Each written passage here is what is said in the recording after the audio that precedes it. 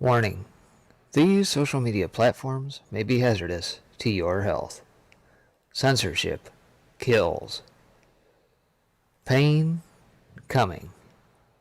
This has been a PSA by Breaking Spectre. Well, good afternoon, everybody. How we doing? Spectre here with another edition of In Case You Missed It News right here.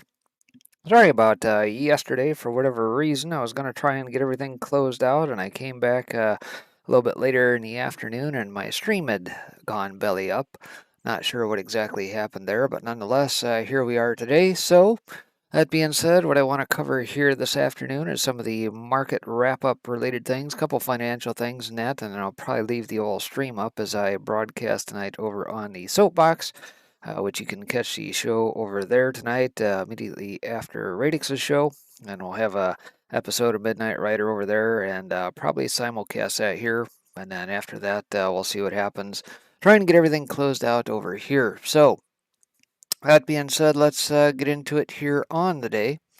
And let's bounce over to the old markets here, what wrapped up here just a little while ago on the old stock market. OPEX frontrunners BTFD after stocks suffer good news is bad news dump.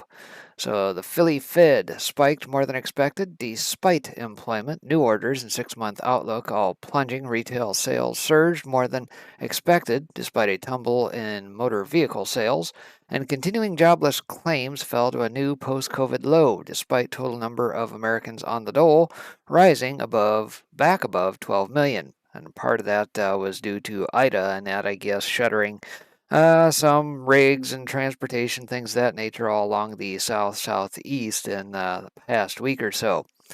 That being said, all good news on the face of it, so sell Mortimer, sell, was the message for markets as investors threw a mini taper tantrum, sending stocks, bonds, gold, and crude lower as the dollar spiked. As Goldman Chris Hussey also noted, today may simply be a case of sell the news ahead of next week's FOMC meeting. The S&P 500 is still up 18.7% year-to-date despite the advent of the Delta variant and the ensuing downdraft in GDP growth forecast for 2021. In other words, going into September, the bar had been set high, and a big driver of strong returns, ultra-low rates, is facing a bit of uncertainty ahead of next week's FOMC meeting, where the committee may indicate that it is preparing to announce a cut in QE in November.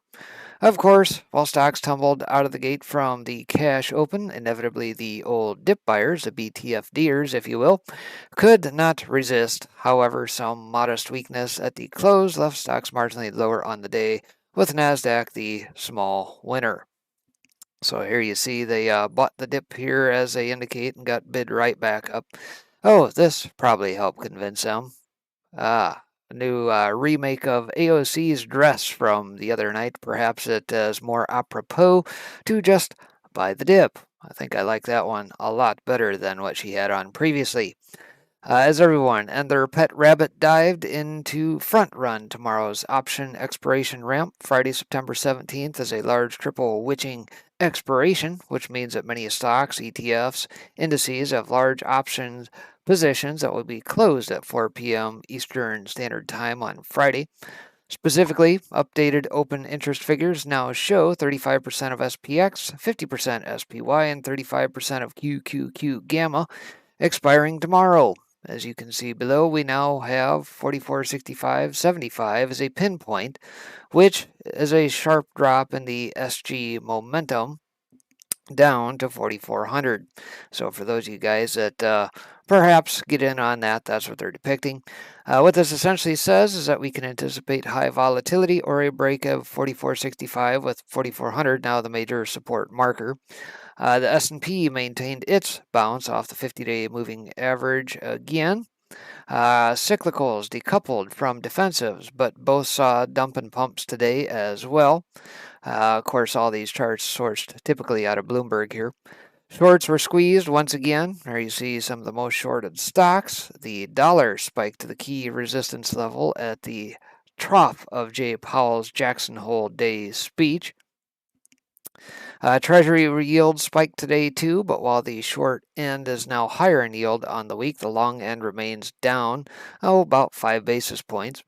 But once 10-year yields had tagged the pre-Jackson Hole speech levels, yields reversed lower.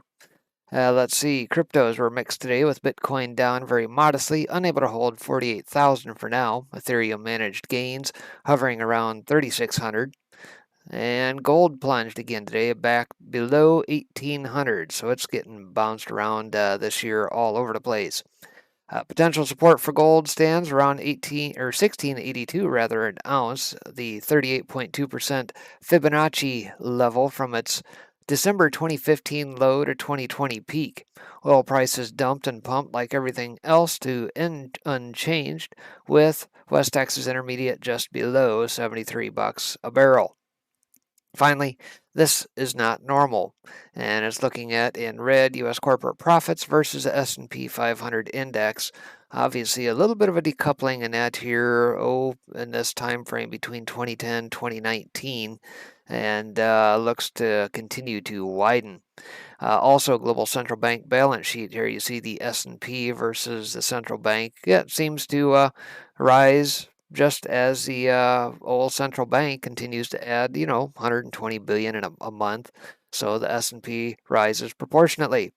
So let's just hope the ECB and the Fed are bluffing, or lots of freshly minted stock trading gurus will get quite a reckoning. So that to round out what has happened on the old marketplace here today, there were a couple of good articles that came through here today as well that I do want to touch upon. And the first of which I briefly touched on the other night. I think the boards and the various anons had depicted that the ships and sitting container ships especially, sitting off the west coast, it increased to like 56. Well, it is now north of that even from the other night. We're now sitting at a record-shattering 61 container ships stuck waiting off California. And so, as we think about what just played out in California, the recall election, obviously, to me, I see this as a ramification of leaving said Newsom in place because, in effect, what I see happening is that Newsom can basically hold the rest of the country hostage with, goods and products and things coming into port. And as this article is going to get into here, we had been sitting at about 45, average about 7-8 days before they hit port, could unload. The 45 represented some 350,000 TEUs, 20-foot TEUs, containers of various products, goods, whatnot, and that needed to be distributed all across the country, either by rail, truck, or otherwise. So, imports to Los Angeles in August fell 5.9% year on year amid heavy congestion. This out of Freight Waves here just a little while ago. Says the number of container ships at anchor or drifting in San Pedro Bay off the ports of LA and Long Beach has now blown through all previous records and is rising by the day. There were an all-time high 61 container ships in the queue in San Pedro Bay on Wednesday, according to the Marine Exchange of Southern California. Of those, a record 21 were forced to drift because anchorages were full. Theoretically, the numbers, already surreally high, could go a lot higher than this. While designated anchorages are limited, the space for ships to safely drift offshore is not. There's lots of ocean for drifting. There's no limit. Captain Kip Lutet, executive director of the Marine Exchange of Southern California, told American Shipper. Our usual VTS, Vessel Traffic Service, area is a 25-mile radius from Point Furman by the entrance to LA, which gives a 50-mile diameter to drift ships. We could easily expand to a 40-mile radius because we track them within that radius for air quality reasons. That would give us an 80-mile diameter to drift ships, says Ludet. Limits on land. Get this guy out of here. Says the Southern California Gateway is acting like the narrow tube on a funnel. Ocean volumes pour in from Asia and can only flow out at a certain velocity due to terminal limitations, as well as limitations of warehouses, trucking, and rail beyond the terminal. When the flow into the top of the funnel is too great, as it is now, it creates an overflow in the form of ships at anchor or adrift.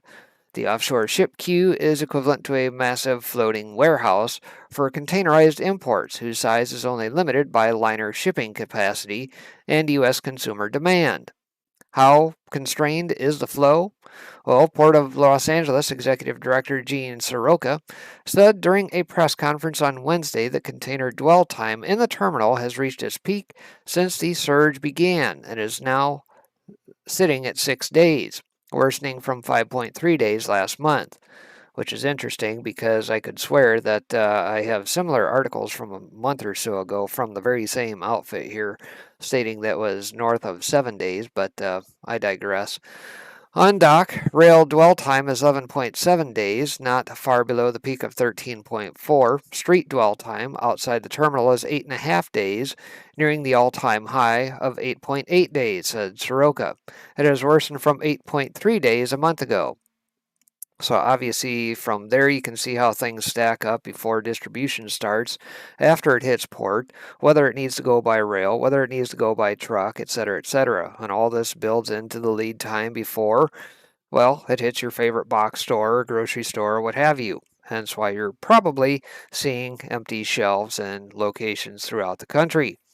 Marine exchange data reveals the constraints of the LA Long Beach port complex. Since congestion began, the total number of ships either at anchor or at berth has risen and fallen. It was an all-time high 92 on Wednesday, more than 5 times pre-COVID levels.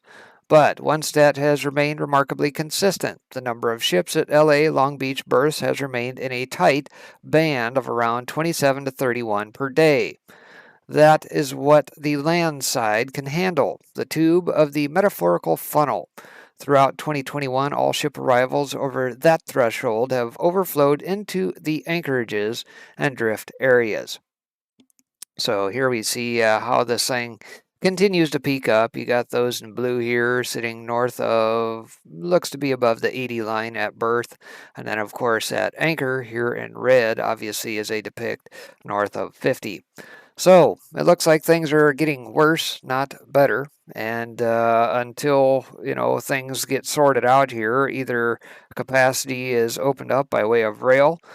We do know that trucking in that earlier part of this year, they were down some 60 to 70,000 drivers across the country. And I was just reading another article here by the Economic Collapse blog.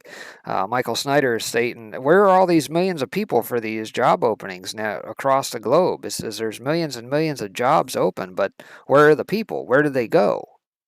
How can there possibly be so many millions of jobs open, but no people to fill them? What is going on? And it's a legitimate question to ask. Is it a lot of people waiting to sit on the sidelines, or are we seeing more deaths than what we're being told as a result of this stuff? I don't know. It's tough to say. We don't have any real metric or measurables net to give us any inclination at this point. In any case, I'm going to defect from that one here and head to the other article. It says we should be concerned. The war on cash is a real thing. A good article penned by Bruce Wilds from the Advancing Time blog here today. Says, in our bizarre economy, we hear many things and ideas are constantly being thrown out to us. This all tends to flow together and help us develop a strategy as to how we should cope with the changing times. One thing we continue to hear is that a war is being waged to eliminate cash. Not only are most people going along with this, but many have embraced the notion. So some people view carrying cash as dangerous or burdensome.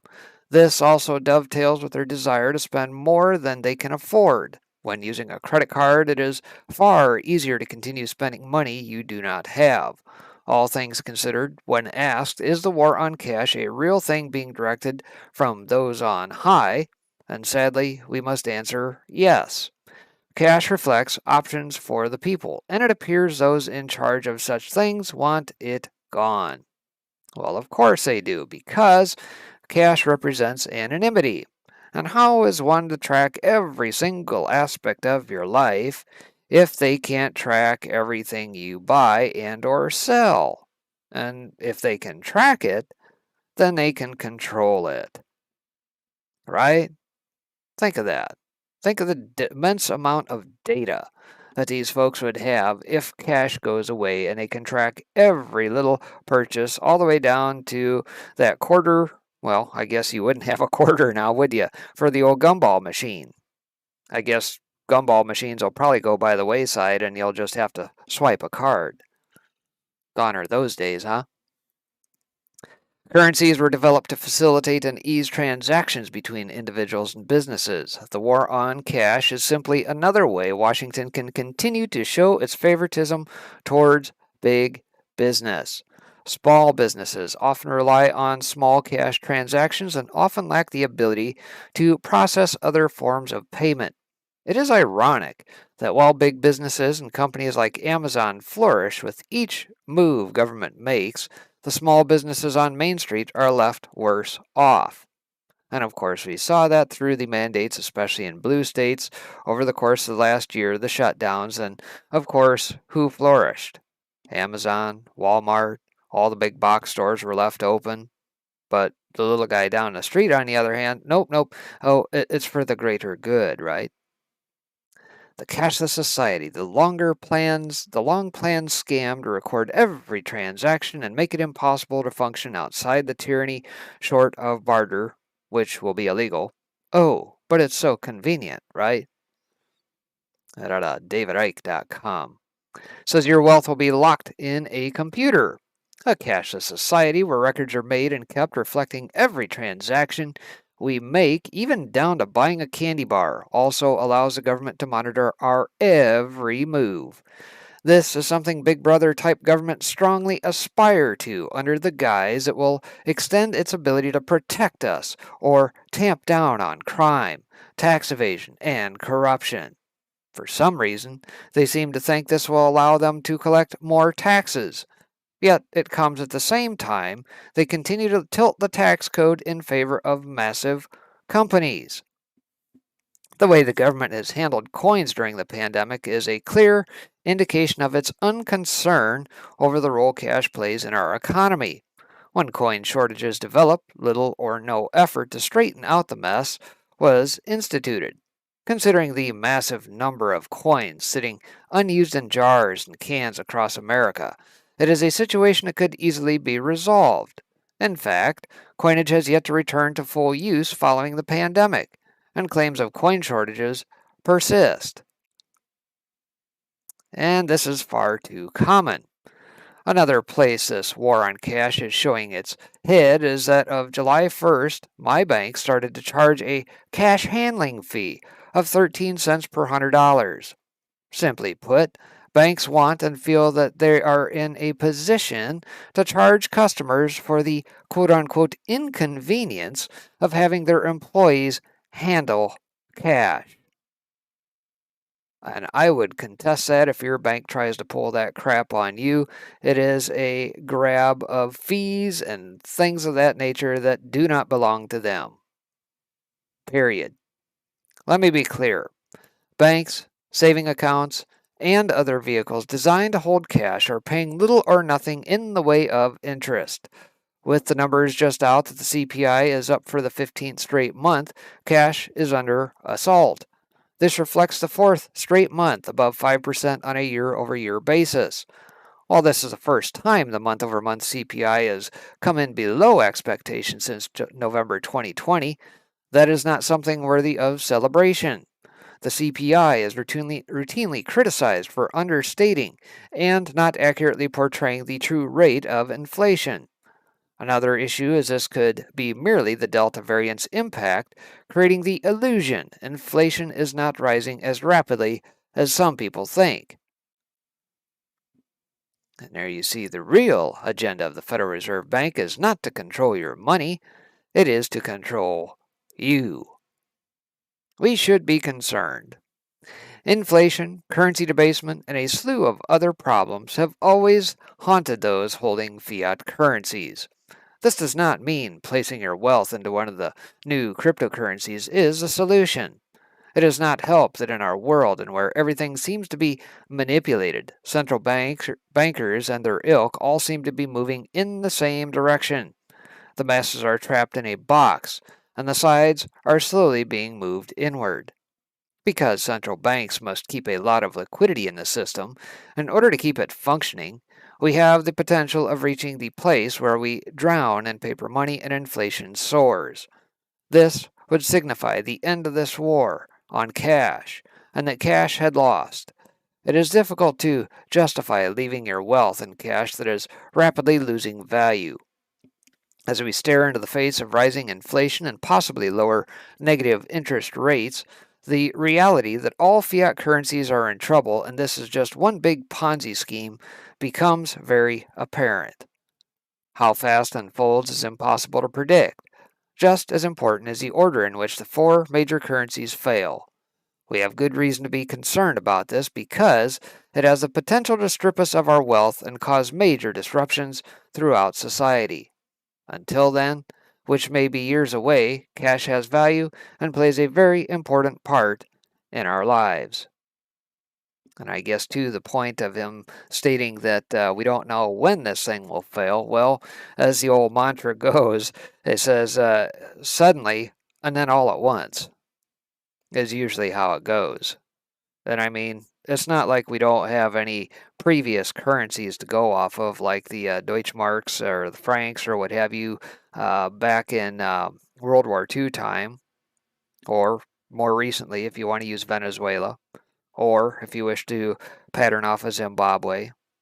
I mean, I've got a $10 trillion Zimbabwe note sitting here next to a 1 ounce silver coin that's behind a piece of Lexan. It tells you exactly what happens to all fiat currencies, that they all return to their inherent value of zero. Every single one in history. Every single one. All right, well, along those lines, the illusion of getting rich while producing nothing. This is the problem that we have. Just talking about all the goods and products net sitting on container ships that have yet to hit port and get distributed.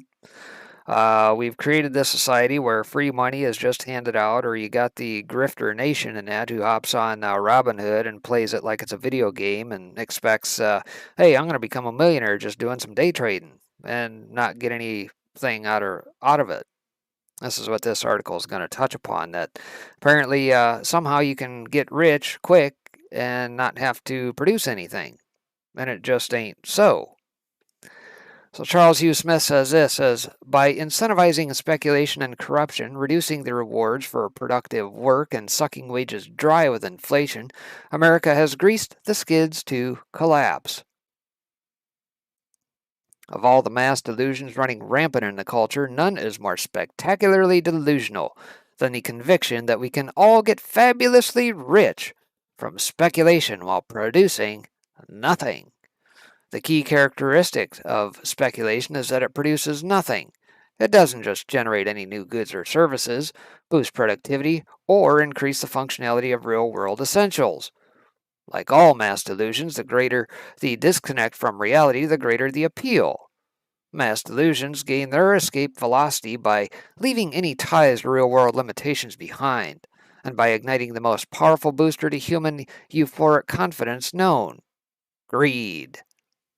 Lost in the mania of easy wealth from speculative trading is the absence of any value creation in the rotation churn of moving bets from one table to the latest hot game, and flipping houses sight unseen. No functionality was added to the house, and transferring bets on one cryptocurrency to another or from one meme stock to another. No value to the economy or society was created. And the mass delusion that near infinite wealth can be generated without producing anything, creating value has no value.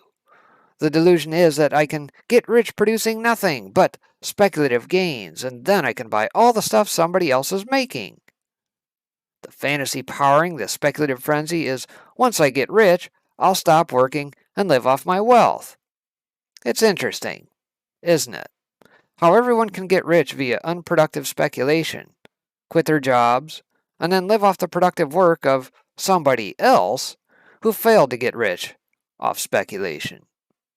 Maybe that's why all the container ships are lined up at Long Beach waiting to unload the goodies made in China for American speculators to buy. This is what happens when the incentive structure of the economy decays so that being productive has little upside. In effect, working is for chumps, while speculating is all upside. Get rich quickly and easily. Everyone knows great empires become great by transferring their critical supply chains to competing nations, living it up on borrowed/printed money, exploiting the highest bidder wins regulatory/governance system, and incentivizing speculation while pushing wage earners into debt and tax servitude. Bone up your history, bucko. All great nations got there by quitting boring, tiresome, productive work to speculate on illusions of value with borrowed money. This is the result of monopolies and cartels becoming the financial and political power centers of the nation. Maximizing private gains is all that matters in this incentive structure, and so treating employees as chattel to lower costs, offshoring critical supply chains to squeeze out a few more dollars of profits, engineering products to break down, like planned obsolescence, buying regulatory barriers and free passes and tax breaks galore with all the billions showered on financiers and other fraudsters by the Federal Reserve. In a word, a system that optimizes corruption. This is how you hollow out a nation and guarantee collapse. The most rewarding skill sets are a sociopathological obsession with maximizing profits by any means available and speculating with Fed-free money for financiers. The millions of retail speculators are simply picking up the cues being given by the billionaires who gained their wealth by issuing debt to fund stock buybacks and other financial manipulations. Working for monopolies and cartels is for chumps because monopolies and cartels have zero incentive to share profits with mere employees. Their profits are made not by taking care of their workforce, but by regulatory capture, artificial scarcities, and financialized destruction of competition. First, borrow billions thanks to the Fed and Wall Street. Destroy the competition. For example, the taxi industry. Then, once the competition has been wiped out, jack up prices because now consumers have no choice other than another member of the cartel. Speculative wealth is phantom wealth, a flickering illusion of prosperity.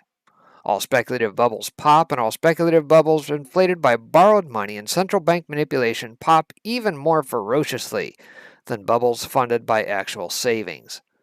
By incentivizing speculation and corruption, reducing the rewards for productive work, and sucking wages dry with inflation, America has greased the skids to collapse. As with all mass delusions, the incentives to continue believing are immense, and the incentives to reconnect with reality few. So, in conclusion, the speculative gains to be made in the collapse of the mass delusion will be spectacular. And so, while the end of the world scenario will be rife with unimaginable horrors, we believe that the pre-end period will be filled with unprecedented opportunities for profit. And so it goes. There's nothing like the collapse of a hollowed out, completely corrupt economy to generate outsized profits for nimble speculators. Just keep your speculative winnings on number 22 in the roulette wheel. And of course, that's a Casablanca movie reference.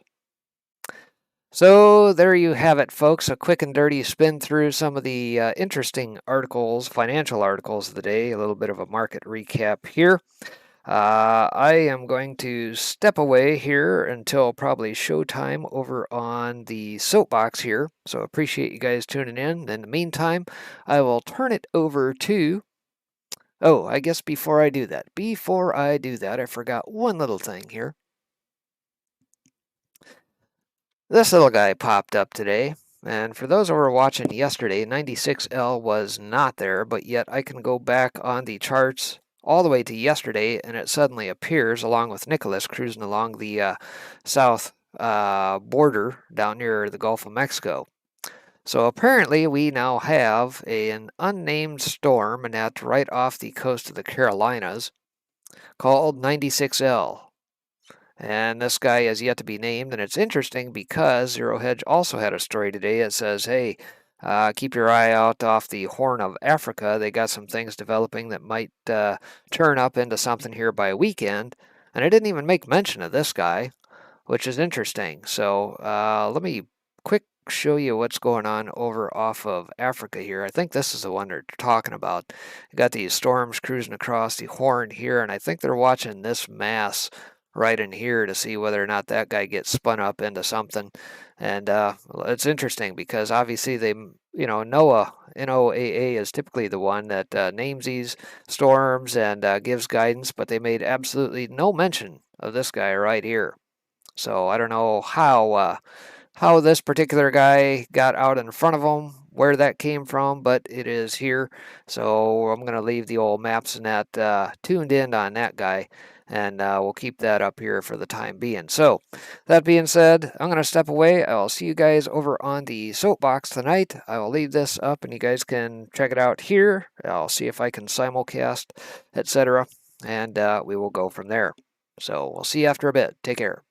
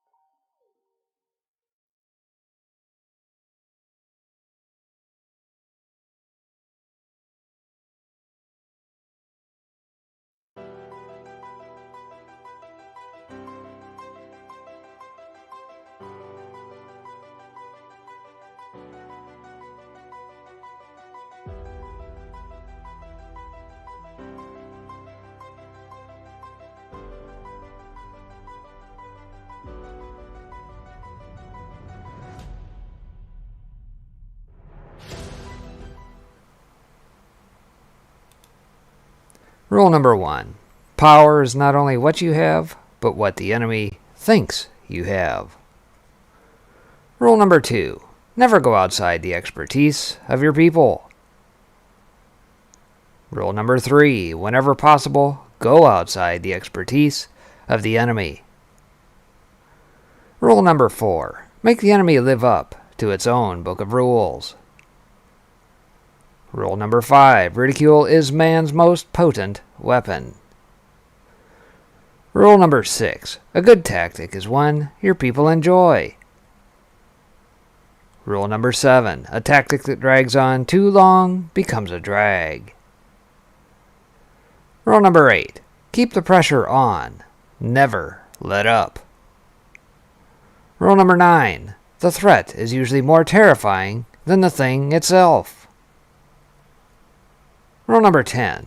The major premise for tactics is the development of operations that will maintain a constant pressure upon the opposition. Rule number 11.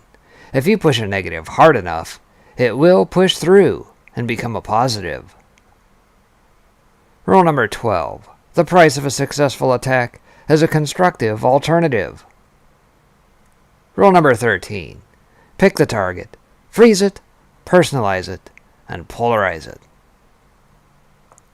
Lest we forget, at least an over-the-shoulder acknowledgement to the very first radical, from all our legends, mythology, and history, and who is to know where mythology leaves off and history begins, or which is which? The first radical known to man who rebelled against the establishment and did it so effectively that he at least won his own kingdom, Lucifer, by Saul Alinsky. This has been yet another PSA by Breaking Spectre.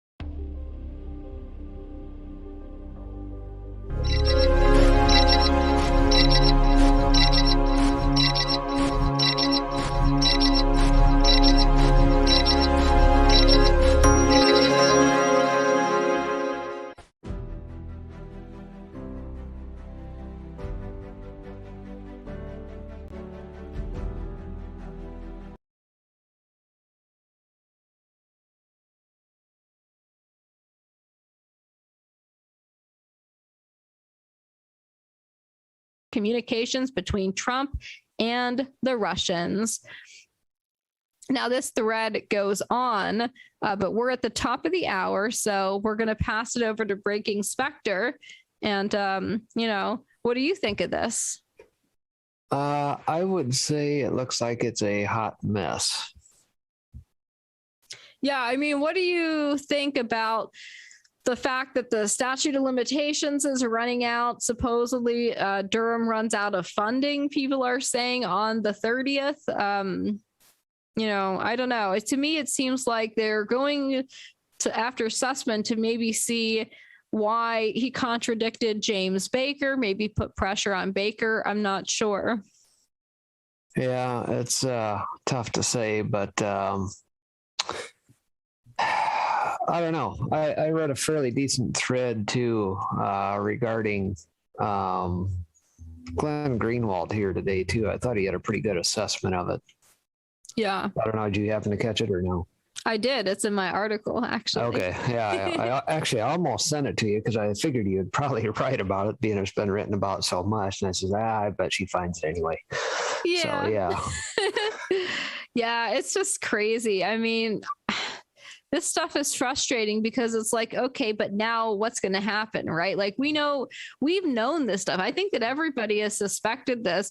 Like, we went back and we looked at the old Q posts, and they mentioned Sussman. They talked about Perkins Coie and the DNC and how all this stuff was like laundered. And that was like years ago.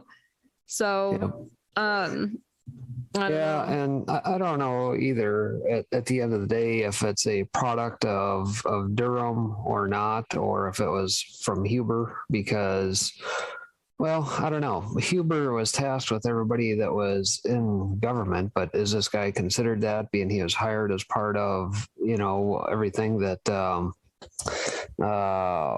what's his name, that headed the special counsel? Boy, I've already forgotten his name. Durham? No, not Durham. Against Trump. Oh, Mueller. Yeah. So I don't know. And of course, at this point, the threat of Durham, to me, it's like smoke and mirrors. It's like a myth, whether or not that's going to happen or not. Right. But what still stands out to me is the fact that there are indictments still coming through. You can't fake that through Pacer, unfortunately. Right. Which I verified today. Yeah. And I mean, if you remember right when all this kicked off, we knew that Huber and 400 attorneys were sitting out in Utah away from the swamp, minding their business, letting us all run. And then all of a sudden we find out Durham had been brought aboard back in, late October 2017. And he started his deal, but we have never known how many indictments he actually added to the fray as part of that. Right. We have no idea. That's true. The indictments are there. The question is what is going to be done with them? Because we can't trust our just us system at this point. It's all going to have to come down in order to have true justice. Yeah, that's true. I mean, how many of those indictments are literally just sitting there waiting to be unsealed? And are they going to be unsealed? I think it's very disturbing. But this is good news, though, because it opens the door to other people like Hillary Clinton, like some of these other associates of Sussman, like Elias. So I don't think, I think that this could be, it's good news, that's for sure. I don't know if we should be that hopeful, though, of like Clinton being rounded up or something. Well, breaking, I brought up, before, would it be a strategy for them to basically make themselves feel comfortable that, oh my gosh, the statute of limitations are about to run out. We can breathe a sigh of relief. And then all of a sudden, all these charges keep coming up, cascading. I mean, that would be nice that they feel like they got out of it, but they're. Yeah, I think at the end of the day, we got to get out of the mindset of that we're playing by their rules and the court system and statute of limitations, because I think at the end of the day, all of this stuff is probably rolling up into a RICO case, Yes. magnanimously sized RICO case, because that's what it was. It's like, what's the old saying? You got a riddle within an enigma within a whatever it is. Is that outside of the statute of limitations? I don't think so. I don't think so. RICO is not. No, because it's based on fraud. Exactly. There is No. I mean, what I mean to say is that it doesn't matter about the statute of limitations if it's within RICO. Correct. Yep. Yeah. Because it's an enterprise. And it's the same thing I say to folks who have trouble understanding that, something can't be done about the election. Well, it's too late this, too late that. So what if Arizona does this, does that? Well, it's not in the Constitution. Well, that's all a bunch of bunk, because at the end of the day, fraud, vitiates everything. Ab initio. It's what it stands for. There are maxims of law that have been around long before this little piece of parchment paper known as our Constitution was constructed. Long before. This dates back to pre-Roman civil law. So to say that we don't have any remedies at law is bogus. And I would challenge anybody to say otherwise. Now, the question is whether or not we, the people, have the fortitude. That's another story. Right. Because it's not going to come by way of the courts. It's just not, unless we start yanking necks out of the courts and get these L's and black robes the hell out of there. Yeah, I mean, they don't really want to investigate themselves. Given the chance to not investigate themselves, they won't. So you sort of have to force them to do something. But I would say there really are options. I mean, there's RICO, for example. That's just one. But the other thing, what about, things like treason? All that would all go UCMJ then. Yes. And if that's the case, and that's probably, we knew back in 2018, early part of 2018, they sent a crew of guardsmen from Arizona down there to start building up Guantanamo Bay.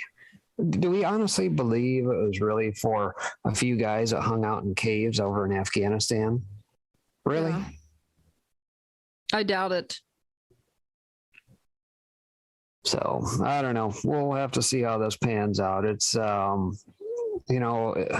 me, it's like reading Patel Patriot's latest. I forget which it was called after Devolution Part 9. He had another piece here, but basically, to me, it's both sides like trying to run out the clock here. It's a foot race to see who can run out the clock first. Is it going to be to the good with what's going on with these audits or not? Or are we getting for lack of a better term, railroaded by various folks in that who have co-opted and grifted the whole situation? Are we going to see anything out of that? Or are they going to try and run as far as they can, false flag this up every time that the good side starts getting a little bit ahead? I don't know. Yeah, I think that is true. Both sides are trying to run out the clock. That's certainly what it looks like. Yeah, well, the bad part is, in my mind, and I've said this a number of times, there isn't going to be a 2022. I don't give a damn what the DNC says. I don't care what the RNC says. Forget about it. Forget about having a frickin' election. It's not going to happen until we, the people, get it done from 2020. And I don't care if that means burning damn voting machines down and turning them into prison bars, like Lindell said. It's going to happen. Yeah, you can't. How are you going to have any other elections like when they're all rigged? What's the point? That's so dumb. And I can't stand when conservatives say stuff like this, like, "Oh, let's just focus on 2024." Like, what are you talking about? Yeah, we're never going to win an election again. It's not just the voter fraud, like with the machines being rigged. It's the demographics also. They're literally replacing the voting population. They're importing mass foreigners that are not even American citizens who we know are voting illegally. That there, I mean, millions of them are being brought in for that purpose. Yeah, and then he's going to make, I guarantee Biden is going to try to make them American citizens so they can legally vote. Not even have to do it illegally, but now they'll be able to legally vote. They'll be made citizens, and then they have a total foothold in there. And so it just kills me. These stupid conservative Republicans, let's just move on. Let's just focus on 2024. What is it called when you keep doing the same thing over and over and over again, expecting different results? Oh, Yep. A little thing called insanity. Yeah, Exactly. pretty much. Yeah, basically. All right. So tomorrow's Friday. You guys taking call-ins? Yes. All We'll be right. taking calls. I can't believe this week has gone by so fast already. My goodness. Yep.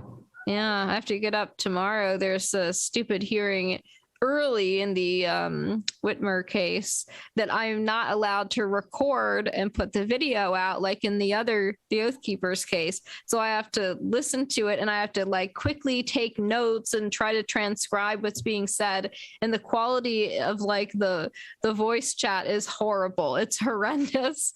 So we'll see how that goes. I'm sure that'll be fun. Well, take your little mini typewriter like the old court recorders used to do, the little stenographer, and type like mad. Yeah, right. Cool. All righty. Well, appreciate it, guys. I'll take it from here, I suppose. So see you guys tomorrow night. Alrighty. Take care, Pinata. We'll see you. Bye. Good night, guys. All right, folks. It is Thursday, now the 16th day of September. As Radix just alluded, man, we are flying right along. Hopefully you guys joined us last Saturday for our roundtable that we had here. If not, yours truly did capture that in its entirety, and you can find that over on my channels for anybody that wishes to find them. Tonight, let's see, D-Live, good to see you folks over there. Of course, our folks over on Trovo, the redheaded stepchildren over there. Over on the old Tiger Network, over on the foxhole.app. Good to see you here this evening. Vaughn Live, and of course, don't forget about our folks over on Roku via Rumble, if you're able to watch either way. So that being said, let's get this thing rolling here and on down the road, shall we?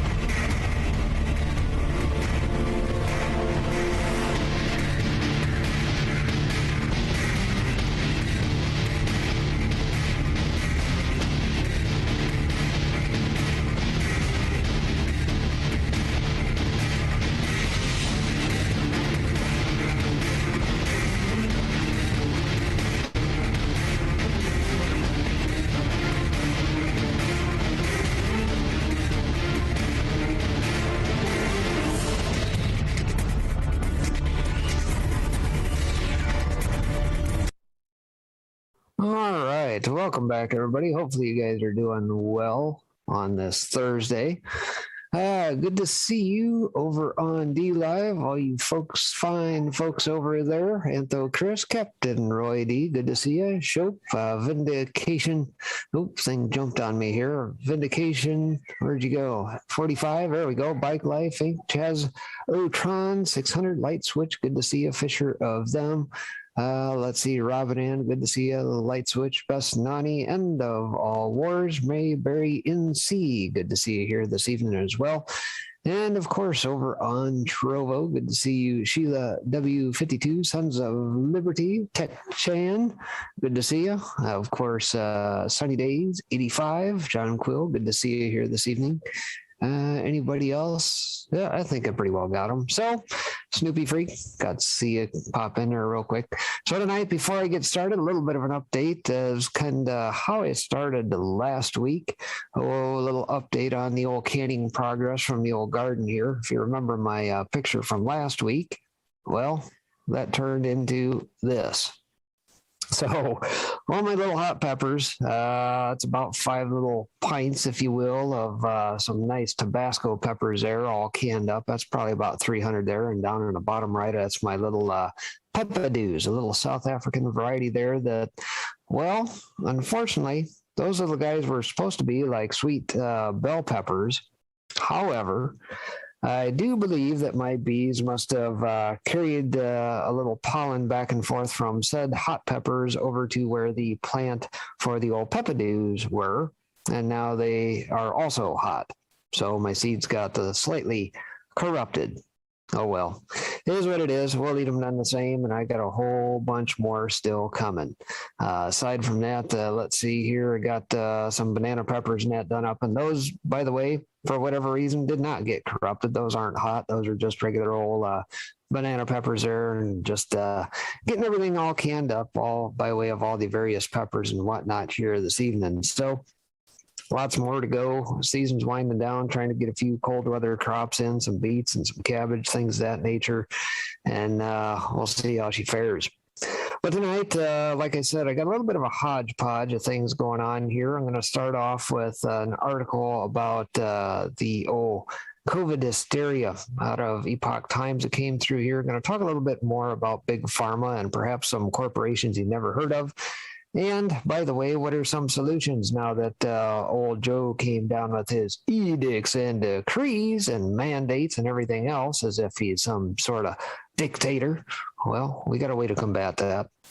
So tonight, COVID hysteria could destroy a generation. That's out of Epoch Times here today, or yesterday rather. This is commentary.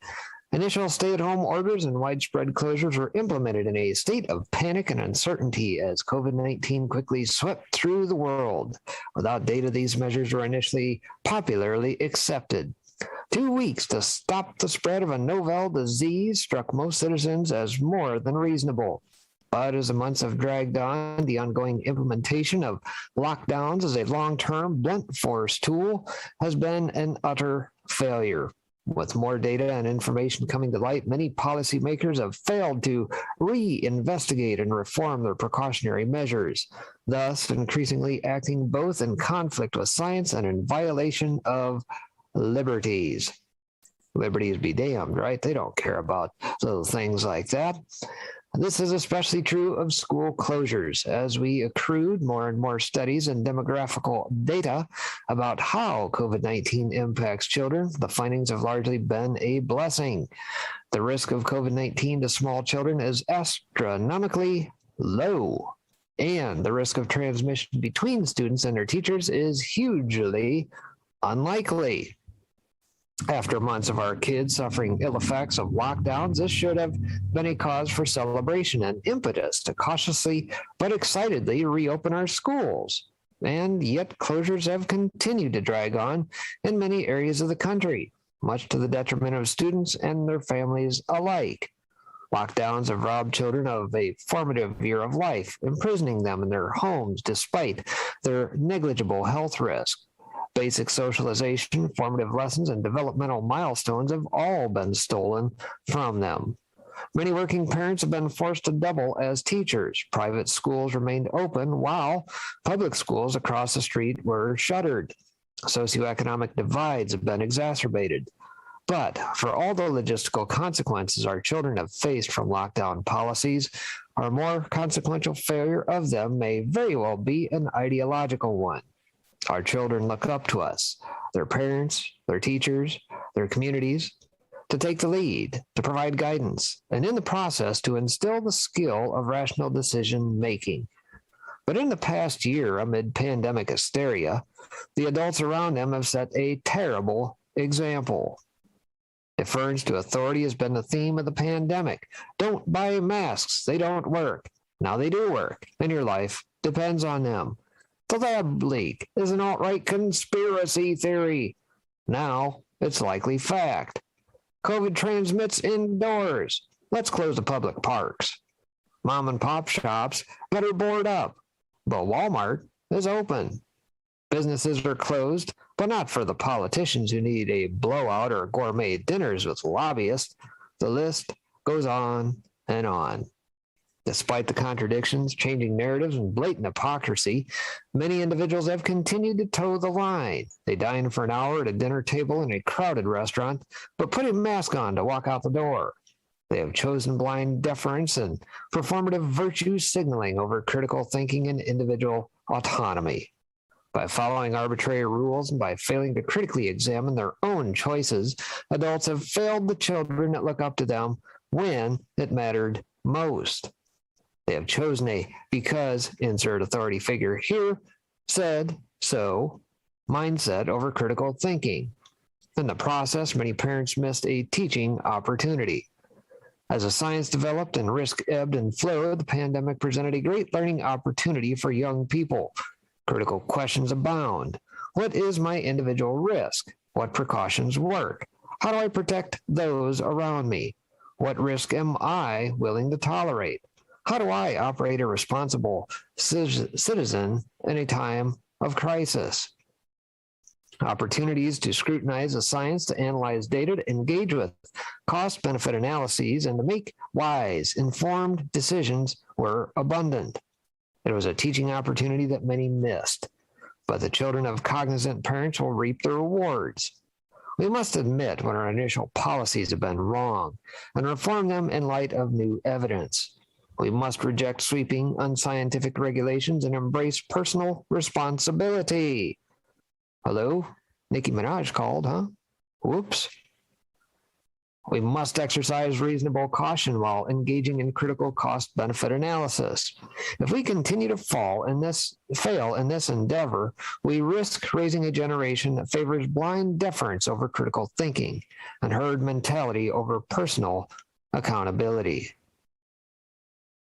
Pretty well said there, and I think that's probably what many of us probably see playing out here. But was it ever really about health? Or was this all part of the coup plan over 4 years to get rid of Orange Man bad? And, never letting a crisis go to waste. If by chance they can sneak in a Davos Great Reset deal, well, let's try that too. I mean, they've only had 100+ years to perfect the dumbing down of America via our education and everything else, right? And that's exactly what they've done. They don't want thinking populists. And that's why they're miffed when they see folks standing up for themselves at these board meetings and everything else, isn't it? Absolutely. Well, along those lines, here's something you probably don't know. Going back through the old archives here the other day, I remembered this article and been meaning to share this for a little while. But this dates back to March 30th of 2017. It's called, Here Are the Most Profitable Corporations You've Never Heard of. And it has a lot to do with drug prices and everything else that we deal with our quote-unquote health care, basically our sick care today. It's nothing about health. But Mike Krieger out of Liberty Blitzkrieg had this to say. It says, when I first started becoming aware of how sleazy, parasitic, and corrupt the U.S. economy was, I only had expertise in one industry, financial services. Coming to grips with the blatant criminality of the too big to fail Wall Street banks and their enablers at the Federal Reserve and throughout the federal government, I thought this was the main issue that needed to be confronted. What I've learned in the years since is pretty much every industry in America is corrupt to the core, more focused on sucking money away from helpless citizens via rent-seeking schemes versus actually producing a product and adding value. Unfortunately, the healthcare industry is no exception. Today's post zeros in a particular slice of that industry. A group of companies known as Pharmacy Benefit Managers, or PBMs. Companies that seem to extract far more from the public than they give back. It's a convoluted sector that is difficult to get your head around, which is why we should be thankful that David Dayen wrote an excellent piece on the topic recently. Mind you, this is back March 2017 now. What follows are merely excerpts from his lengthy and highly informative piece, The Hidden Monopolies That Raise Drug Prices. I strongly suggest you read the entire thing. Because there were a few highlights from the piece published in the American Prospect. It says, like any retail outlet, Frank-Ill purchases inventory from a wholesale distributor and sells it to customers at a small markup. But unlike butchers or hardware store owners, pharmacists have no idea how much money they'll make on a sale until the moment they sell it. That's because the customer's copay doesn't cover the cost of the drug. Instead, a Byzantine reimbursement process determines Frank-Ill's fee. I get a prescription, type in the data, click send, and I'm told I'm getting $1 or $2, Frank-Ill says. The system resembles the pull of a slot machine. Sometimes you win, and sometimes you lose. Pharmacies sell prescriptions at significant losses, he adds. So what do? Fill the prescription and lose money, or don't fill it and lose customers. These decisions happen every single day. Frank-Ill's troubles cannot be traced back to insurers or drug companies, the usual suspects that most people deem responsible for raising costs in the healthcare system. He blames a collection of powerful corporations known as pharmacy benefit managers, or PBMs. If you have drug coverage as part of your health plan, you are likely to carry a card with the name of a PBM on it. The middlemen manage prescription drug benefits for health plans, contracting with drug manufacturers and pharmacies in a multi-sided market. Over the past 30 years, PBMs have evolved from paper pushers to significant controllers of the drug pricing system, a black box understood by almost no one. Lack of transparency, unjustifiable fees, and massive market consolidations have made PBMs among the most profitable corporations you've never heard about. Americans pay the highest healthcare prices in the world, including the highest for drugs, medical devices, and other healthcare services and products. Our fragmented system produces many opportunities for excessive charges, but one lesser-known reason for those high prices is a stranglehold that a few giant intermediaries have secured over distribution. The antitrust laws are supposed to provide protection against just this kind of concentrated economic power. But in one area after another in today's economy, federal antitrust authorities and the courts have failed to intervene. In this case, PBMs are sucking money out of the healthcare system and our wallets with hardly any public awareness of what they are doing. Even some Republicans criticize PBMs for pursuing profit at the public's expense. They show no interest in playing fair, no interest in the end user, says Representative Doug Collins of Georgia, one of the industry's loudest critics. They act as monopolistic terrorists on this market. Collins and a bipartisan group in Congress want to rein in the PBM industry, setting up a titanic battle between competing corporate interests. The question is whether President Donald Trump will join that effort to fulfill his frequent promises to bring down drug prices. Here's how it works. In the case of PBMs, their desire for larger patient networks created incentives for their own consolidation, promoting their market dominance as a means to attract customers.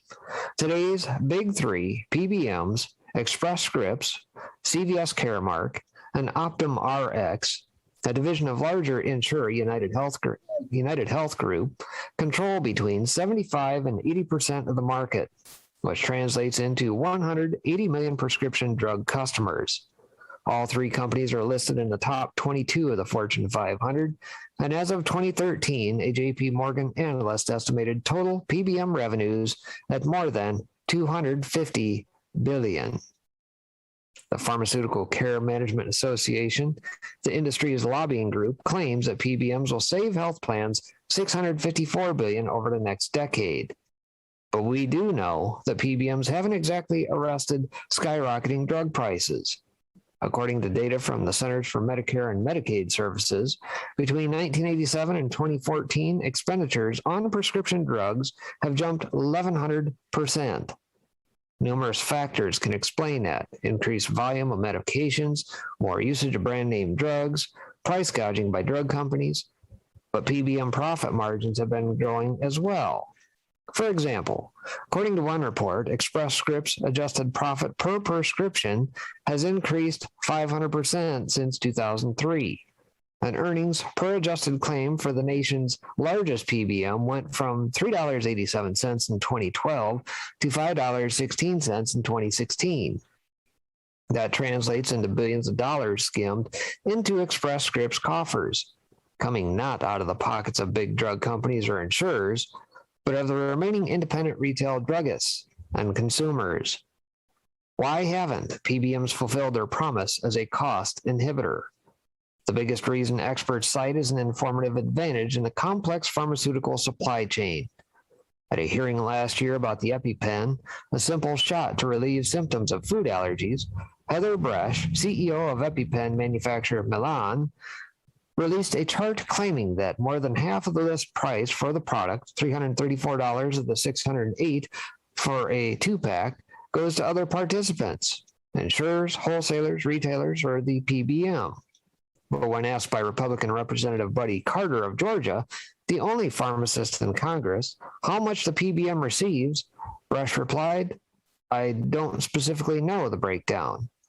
Carter nodded his head and said, "Nor do I, and I'm the pharmacist." That's the problem. Nobody knows. The PBM industry is rife with conflicts of interest and kickbacks. For example, PBMs secure rebates from drug companies as a condition of putting their products on the formulary, the list of reimbursable drugs for their network. However, they are under no obligation to disclose those rebates to health plans or pass them along. Sometimes PBMs call them something other than rebates, using semantics to hold on to the cash. Health plans have no way to obtain drug-by-drug cost information to know if they're getting the full discount.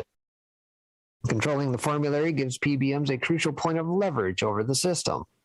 Express Scripts and CVS Caremark have used it to exclude hundreds of drugs while preferring other therapeutic treatments.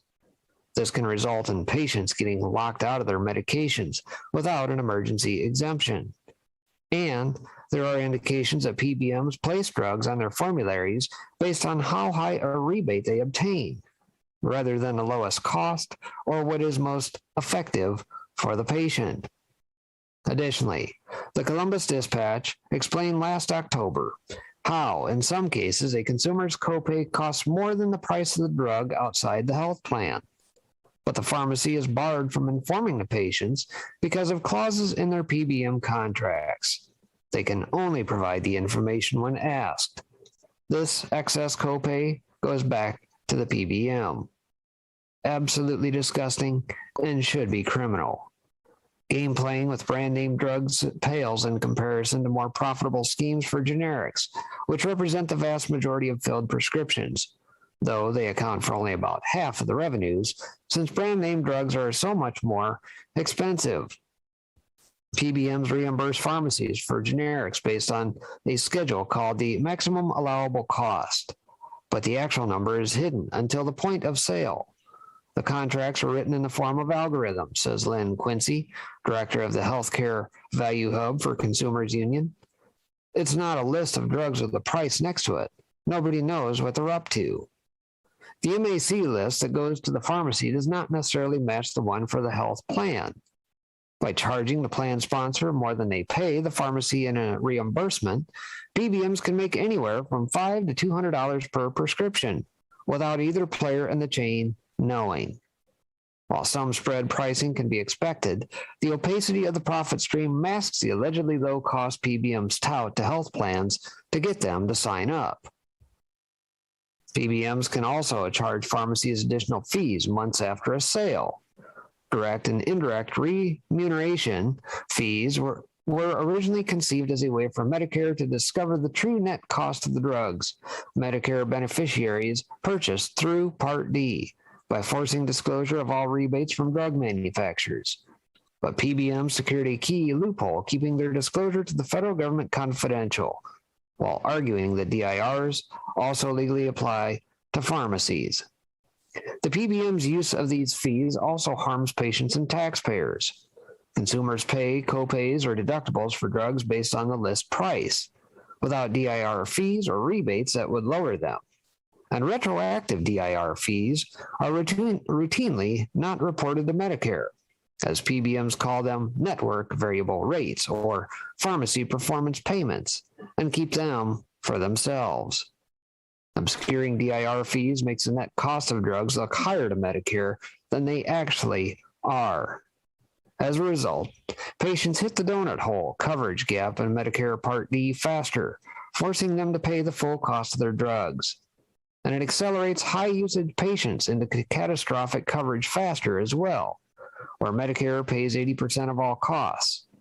All of this leaves subscribers and Medicare, in effect the taxpayers, to pay more out of pocket, as the Center for Medicare and Medicaid Services noted in a January report.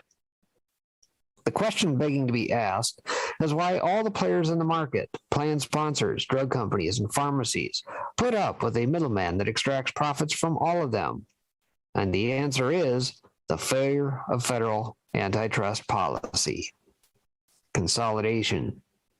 3 years later, Optum gobbled up Catamaran, creating the current situation where 3 firms control 80% of the market. Brill adds that the big 3 carve up the market geographically, effectively not competing in certain regions of the country. Amid such concentration, plan sponsors have little ability to select the best PBM on price or quality. I just sat down with one of the big 3 PBMs. I had $500 million on the table, said Susan Hayes. They said, "Where are you going to compromise?" "Really? Where else do I bring $500 million?" And they say, "Where will you compromise?" With such monopolized control, PBMs offer pharmacies take it or leave it contracts with no opportunity to negotiate. These contracts employ punitive terms, including allowing the PBM to audit pharmacies, allegedly to ferret out waste, fraud, and abuse. Minor technicalities are used to extract money, said Susan Pilch, Vice President of Policy and Regulatory Affairs for the NCPA. There are examples where you were supposed to initial on the bottom right of the prescription, not the bottom left. The PBM recoup all claims on that. Gotta love that free market. Other pharmacies have little recourse to fight back. PBM contracts frequently contain gag orders, preventing them from talking to local elected officials or disclosing the terms of the contract. Pharmacists complain of being threatened for mailing or delivering drugs to local patients, which would compete with PBM mail order operations. The combined toll makes it difficult for independent pharmacies to stay in business. This takes away a medical provider patients have used for years, said Representative Buddy Carter. I've had grandparents come to my store in tears and say, I can't come here anymore. Worst of all, PBMs don't stop at legal money-making schemes. At his site, PBM Watch, attorney David Balto compiled 56 pages worth of state and federal litigation against PBMs. Just a handful of these cases yielded $370 million in damages for undisclosed rebates, artificial price inflations, kickbacks, steering, and other deceptive practices. Last year, Anthem sued Express Scripts for $15 billion, claiming the PBM violated their agreement by charging excessive rates for drugs. Federal agents from 2 states issued subpoenas for Express Scripts last fall, seeking information on the company's business practices. In January, diabetes patients sued 3 drug manufacturers for conspiring with PBMs to triple the price of insulin. PBMs may even have contributed to the worst public health crisis in America. Whoops, I guess this was obviously before today. Mind you, this is 2017, non-COVID. The opioid epidemic. An investigation by Stat News found that Purdue Pharma, makers of OxyContin, paid off PBMs to keep prescriptions flowing for their product over the howls of a state employee health plan in West Virginia. In exchange for rebates, PBMs kept OxyContin on their formulary with low copays and without requiring prior authorization from the health plan to dispense the drug. Overprescribing of OxyContin laid the groundwork for a crisis that killed more than 20,000 Americans in 2015. Naturally, this won't prevent Jeff Sessions from blaming recreational marijuana. They were making a profit on people's addiction, which is freaking criminal, says consultant Susan Hayes, rubbing their hands with glee that people are becoming addicted to opioids. I can't believe it. Solutions? Another model would empower pharmacies. A 2016 report from the Institute for Local Self-Reliance highlights a quirk of law in North Dakota, which only allows drugstores to operate if owned by pharmacists. Similar laws exist in Europe. The law prohibits chain pharmacies from entering the state. Not surprisingly, North Dakota's independents deliver among the lowest prescription drug prices in the country, along with better health outcomes and more drugstores per capita than any other state.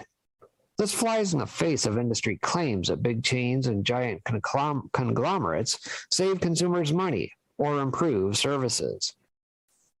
Why can't this successful model be replicated elsewhere? The answer is PBM, says Stacy Mitchell, the report's author. Because in North Dakota, independents are the only game in town, PBMs have to negotiate with them. In other states, they have no leverage. Unsurprisingly, PBMs and chains want the North Dakota law overturned rather than adopted in other states. For a more immediate impact, we must turn to Washington. And their solutions often emerge when one large industry starts pointing the finger at another. Under fire for their many drug pricing scandals, from Martin Shkreli to Valiant, the pharmaceutical industry has tried to deflect blame by citing PBMs. GlaxoSmithKline CEO Andrew Whitty said in a February conference call that so much of the list price on the company's drugs went to non-innovators in a system which thinks it's paying high prices for innovation, a veiled reference to PBMs. An industry-funded report in January asserted that manufacturers took only 63% of gross drug revenues, attributing the decline to discounts and rebates paid to PBMs. Of course, this hasn't stopped pharmaceutical companies from earning higher profit margins than any other industry. Doug Collins, a third-term House member, experienced the PBM issue personally when his mother couldn't get her regular medication and her plan had no substitute on the formulary. I am a free market person, as conservative as they come, Collins said. When dealing with this, it's not a free market. Buddy Carter, his colleague, has worked in independent pharmacies since 1980 and sees himself as their voice in Congress. I asked him if he had difficulty explaining the PBM market and its problems to his colleagues. Heck, it's difficult for me to understand, and I've worked in the industry over 35 years, Carter says. If the FTC determined that PBM market was anti-competitive, they could sever the relationship between PBMs and pharmacies through sanctions or divestiture demands. They could even break up the entire industry to generate competition. And the FTC has the power to demand the very transparency members of Congress and state legislatures believe is the key to ending profiteering. But this would require a radical shift at the FTC, which has often opposed state legislation to regulate PBMs or increase transparency. The FTC had argued now for over 10 years that lack of transparency is necessary because it can drive prices down, says Brill, citing recent FTC statements.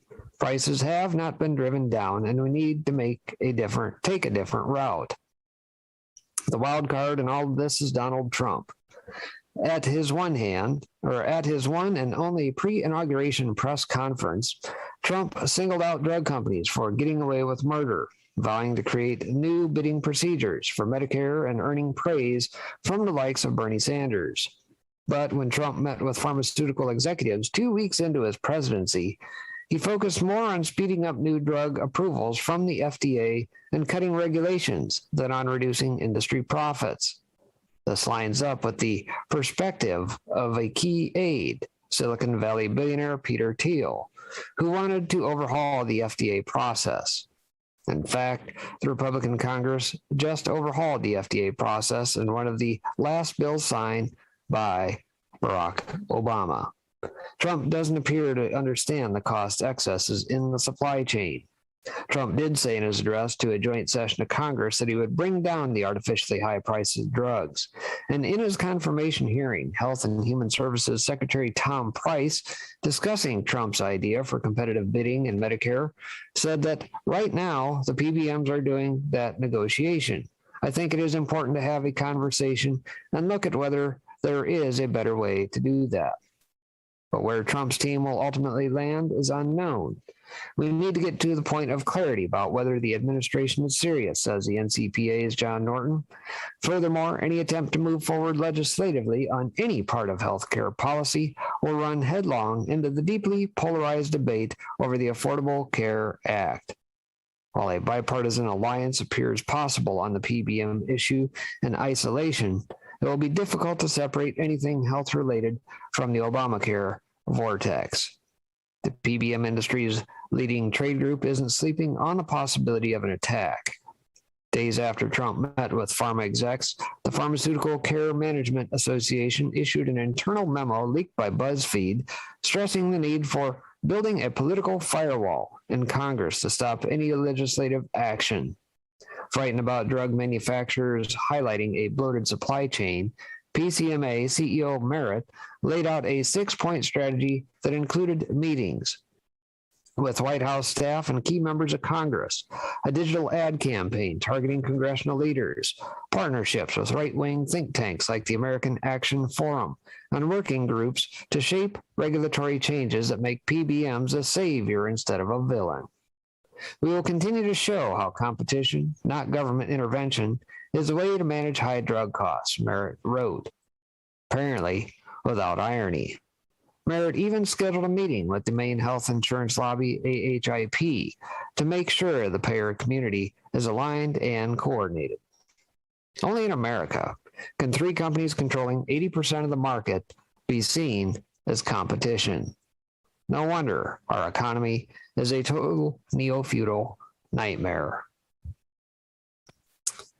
And of course, much could be said about that in regards to not just the pharmaceutical industry, but big tech, big ag, big you name it. It's the same thing. It's all about consolidation, big banksters. We're not going to get the anti-competitive side of things, antitrust stuff done with the current administration, the people in Congress, et cetera, et cetera. It's not going to happen. Not going to come by way of court systems, any of the alphabet agencies. The government's not going to reform itself. It's going to come down to us. So that being said, what do we do? Well, flashing forward to where we now are, obviously a little bit different circumstances from 2017.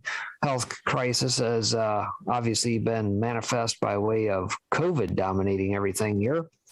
How states and communities can fight back against Biden's COVID tyranny.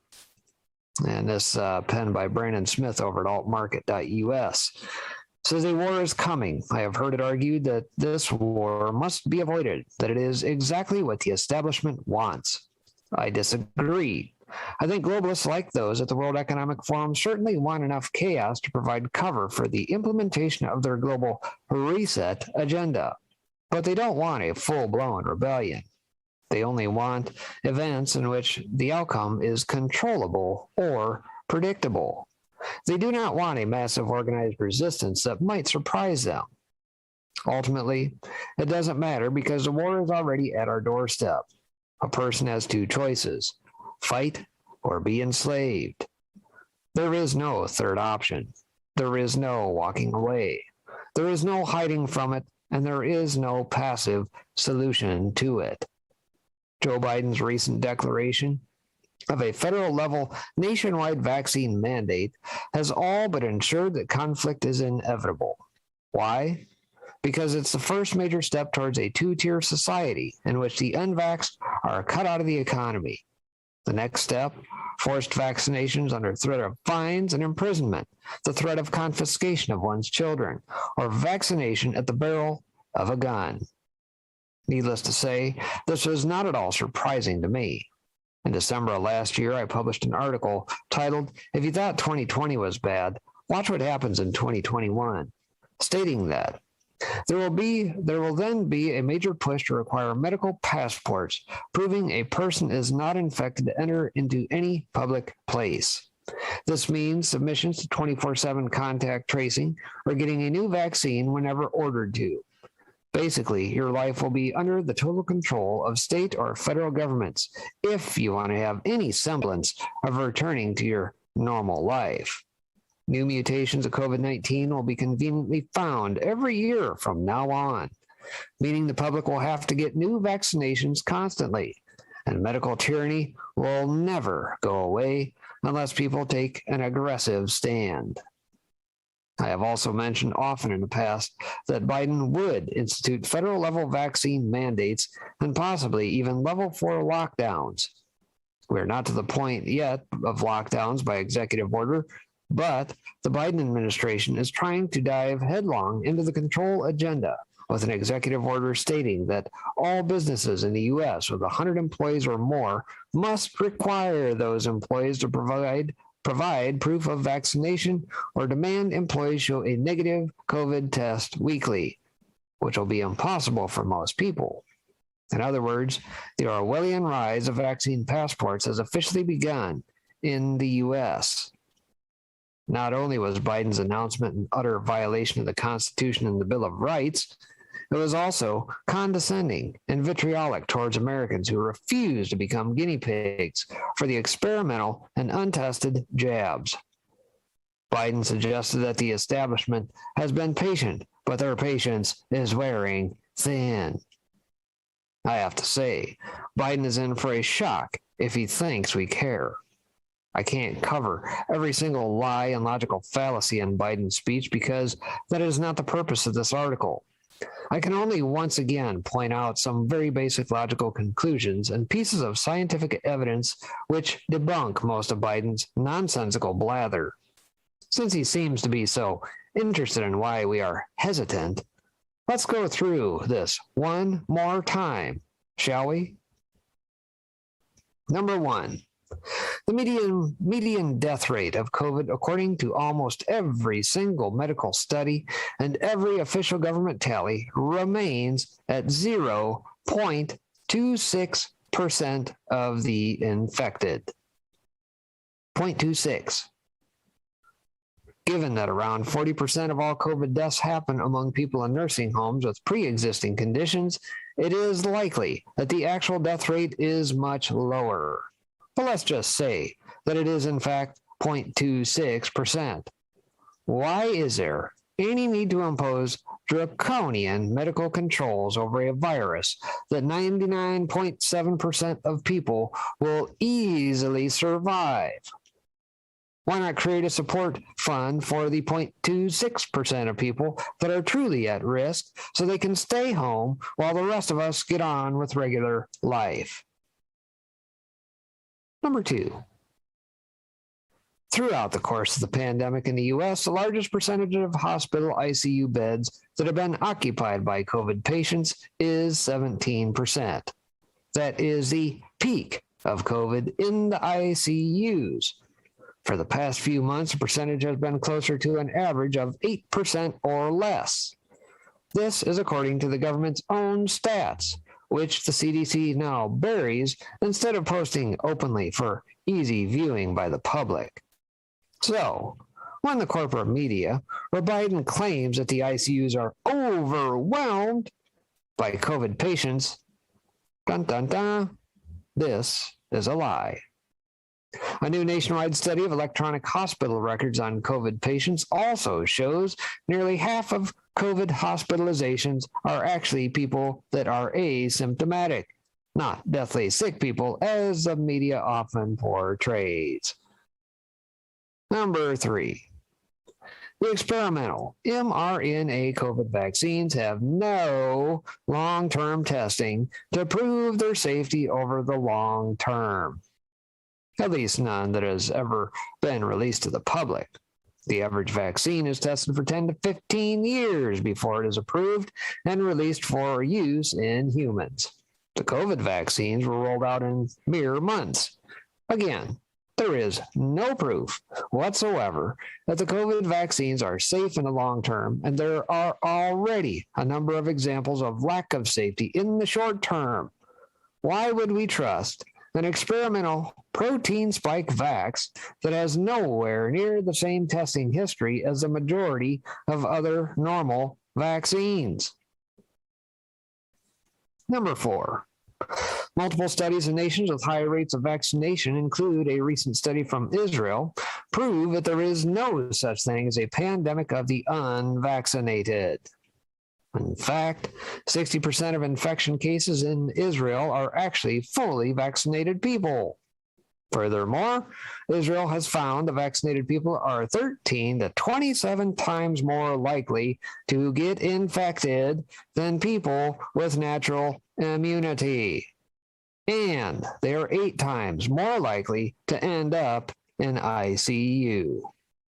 These findings reinforce data released a month ago out of Massachusetts, where 5,100 COVID infections were fully vaccinated people, and 80 of them died. In other words, the vaccines don't work so great, especially when compared to natural immunity. Number 5. Data from the Public Health England and the NHS shows that the vaccinated and unvaccinated have almost identical rates of infectiousness. In other words, a vaccinated person is almost as likely to give you COVID as an unvaxxed person. Now, let's present some rational questions in the face of this irrational COVID circus of fear.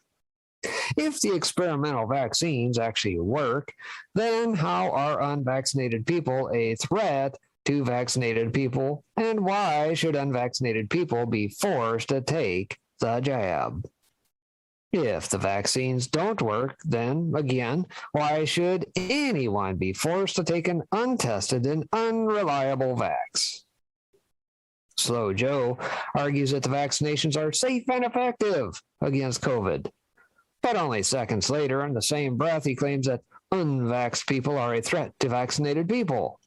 He promotes the lie that this is a pandemic of the unvaccinated, then says the vaccinated are a danger. Even a child could pick up on the inherent contradictions in Biden's claims.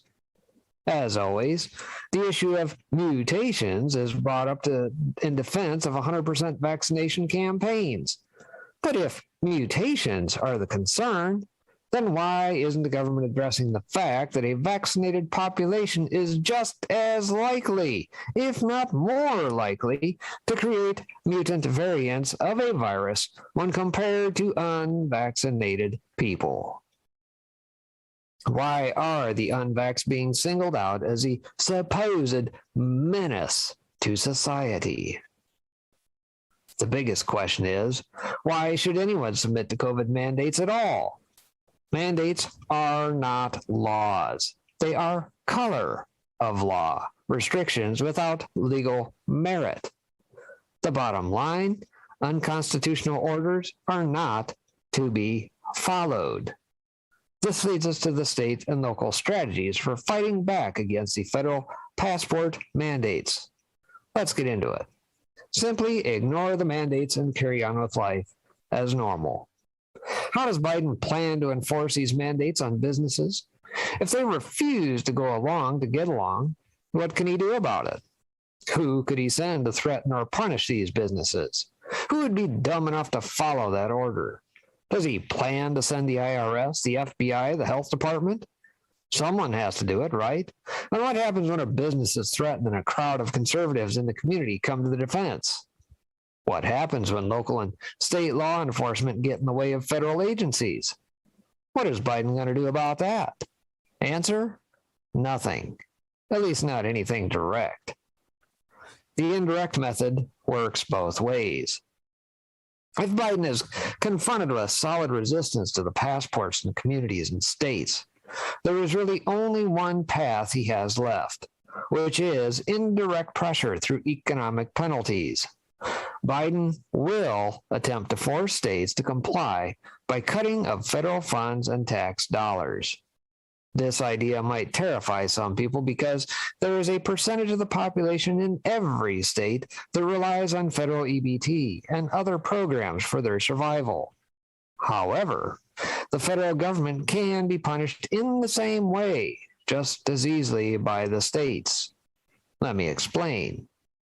Confiscate federal lands and resources. Any state that is cut off from its rightful share of tax dollars can easily claim domain over federal lands and the resources on them. It is the EPA restrictions on these lands that have been unfairly used to kill numerous industries across the country. With proper management, these resources can be used to revitalize state economies and offset any federal funds lost. Touché. Take back the lands. The federal government is nothing, lest it can enforce it by the butt of a gun. We'll take that land right off your hands, Nevada. Offer businesses federal tax exemptions if they relocate. Red states can also punish the federal government by stopping IRS tax collections within their borders and turning the tables on Biden. Numerous businesses would be itching to escape Biden's high tax rates and would bring jobs and wealth into red states, leaving the conformist blue states in the dust. Boot federal agencies out of the state or county. Local law enforcement is refusing to enforce mandates in many places, which is a good start. But eventually, sheriffs and communities may have to remove federal presence entirely in order to stop violations of civil liberties. Offer safe havens for military personnel that go AWOL to avoid forced vaccination. A large percentage of soldiers say they will not comply with federal vax requirements, and this is completely understandable, given the evidence I just presented above. It would be to the benefit of red states to offer protection for soldiers that leave the military based on the principle of health autonomy. Perhaps they could even help in forming state militias.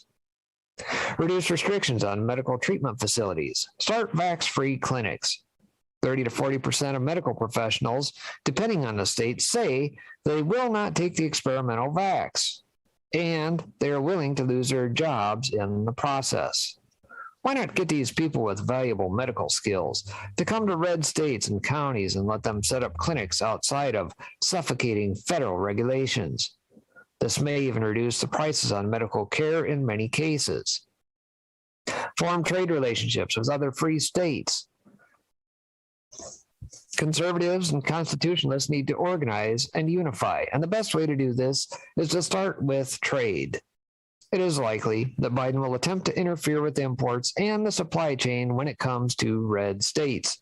So they will need to stick together economically in order to prevent disruptions to the availability of goods.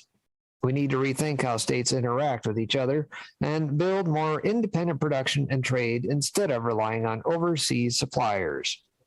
We'll also need commodity-backed banks with commodity-backed currencies because the buying power of the US dollar isn't going to last much longer anyway. Unify for defense. If Biden and the globalists continue to push for medical tyranny in states and counties that do not want it, there will eventually be calls for secession. There also will be attempts by blue states to restrict the travel of people from red states using COVID passport checkpoints. We all know this is coming. All conservative counties should be organizing localized security through public militias, and state governments should be thinking along these lines as well. If there's one thing authoritarians hate more than anything else, it is suffering the existence of free neighbors. They will try to stop us from being free, and we must be ready to answer their violence with our own. Finally, I'd like to speak to Joe Biden directly, since Joe was so keen on personally addressing us.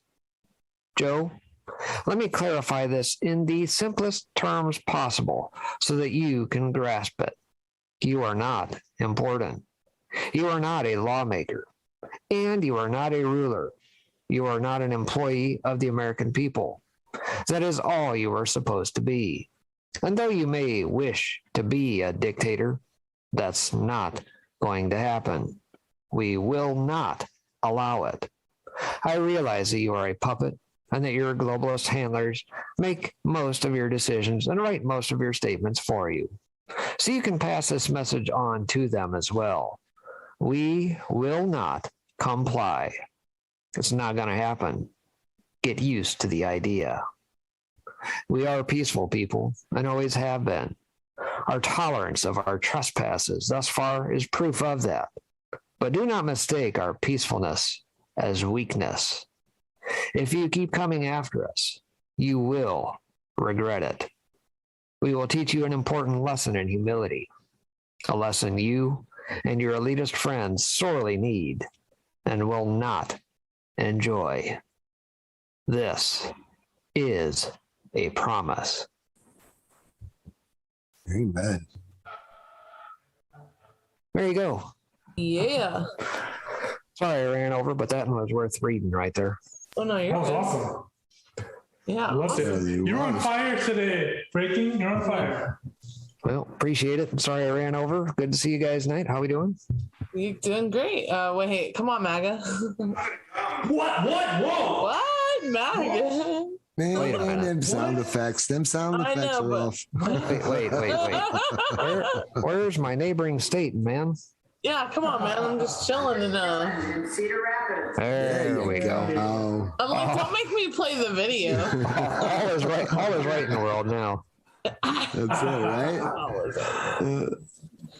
That's Oh, So what's good, All right, Break yeah. Inspector? What are you thinking, man? What's going on in the world? A lot going on. crazy business. I mean, if you look at just the stuff that I covered here tonight in regards to, the whole COVID shenanigans, Joe thinking he can just, get people to bow down and accept and take the jab. Well, I think I laid out a pretty good case there in that article. It says, well, they're getting a pretty good lesson on what the 10th Amendment is all about, because just like with the Arizona audits, they challenged Merrick Garland initially and says, yeah, go ahead and send your dudes down here. They'll get a nice jail cell waiting for them. Yeah. Of course, Merrick Garland now, you see, he's challenging Texas on their recently passed abortion stuff, and maybe Abbott will do the same. I don't know. But we're getting an exercise in what our Constitution is meant to do. When I the hope government so. overreaches, the 10th Amendment is there. And if you have a decent state that stands up for it, apply it. And if the state won't, guess what? It's down to you and I, buddy. 100%. So anyway, comply.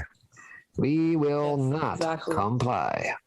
Yep. Yeah, there's a great video. Langford was talking about that. He's like, the American people don't work for Joe Biden, and they have no right to do that. And once they release their paperwork that they're, about their mandates, then the court cases will have standing, and they're just going to get hit. They're I don't even know why they're even trying this. They know people are going to revolt. And they really think that he's going to tell people that they're going to put something in their body that they don't want.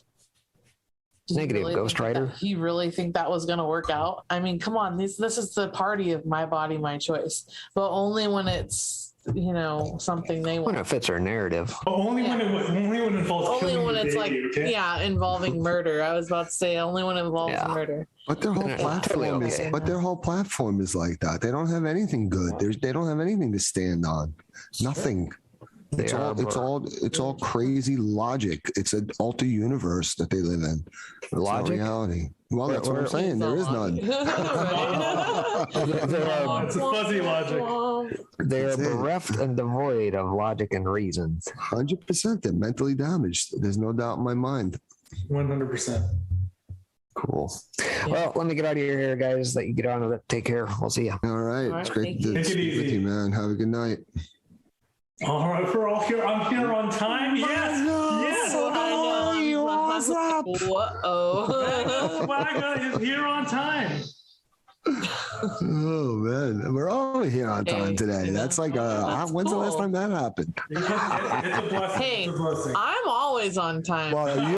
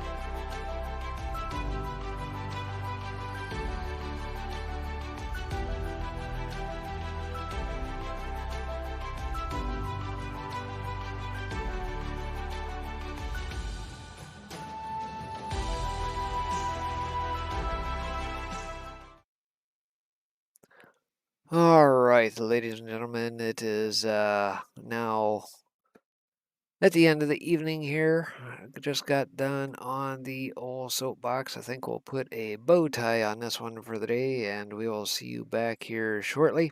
Still working on some things behind the scenes here, trying to get a couple things squared away and some other add-ins and whatnot here. So bear with me. It may start a little bit late tomorrow, but we'll get her back up and running. Take care, and we'll see you soon.